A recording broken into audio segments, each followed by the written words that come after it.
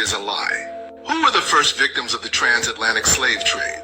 From colonization and slavery in Central America. Quote, the demand for labor in the early Spanish settlements of Hispaniola, Cuba, Panama, and Peru resulted in a large-scale Indian slave trade in Central America in the second quarter of the 16th century. Indeed, the first colonial economy of the region was based on slave trading.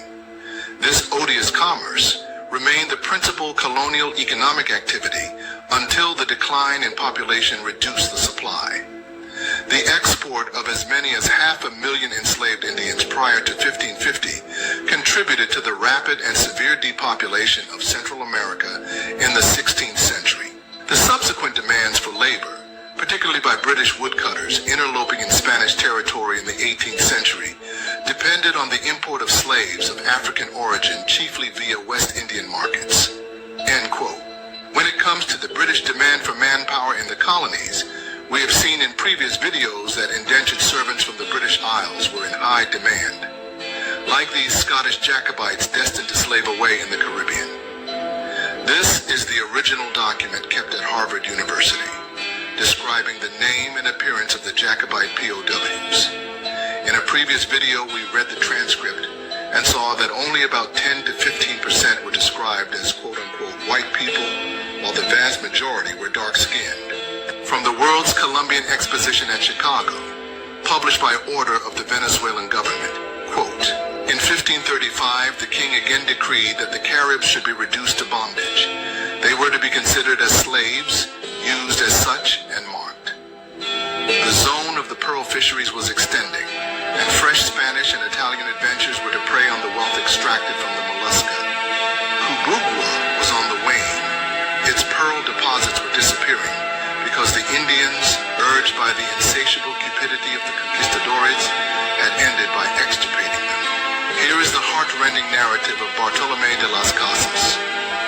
Hardly had the Indian pearl fishermen issued from the water with a supply of oysters when their masters forced them to dive again without allowing them time to recruit their strength and draw breath. If through sheer necessity the Indian remained above water a few minutes, the master's whip obliged him to dive again. They were fed on the remains of oysters. Occasionally they got some cassave bread, but they never received any wine or strengthening liquor to restore their weakened bodies, which had become covered with scales through the continual contact of salt water. At night, these poor creatures were confined in stocks and loaded with chains so as to preclude any possibility of escape. At dawn, their dreary round of work again began. Many disappeared devoured by sharks. Others would faint away or vomit blood. Most of them died of hunger, cruel treatment, and despair. This was the state of things in Cubagua when Benzoni visited the island in 1542. The Italian sailor thus speaks of this horrible traffic of the first Venezuelan colonists. During our stay in Cubagua, Captain Pedro de Calice arrived with more than 400 slaves he had collected. All these unfortunate beings were almost fainting, either from want of nourishment, excessive labor, and fatigue, or from the anguish entailed by separation from country, parents, and children.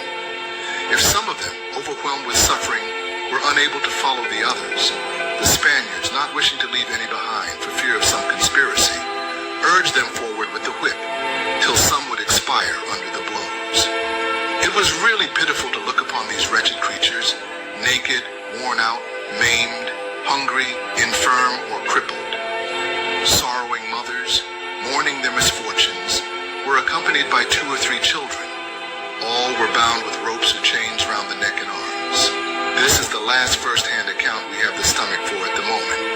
From what we read, Central American Indian slaves were sold, traded, and resold all over America in the Caribbean colonies, even to the North American British and French colonies.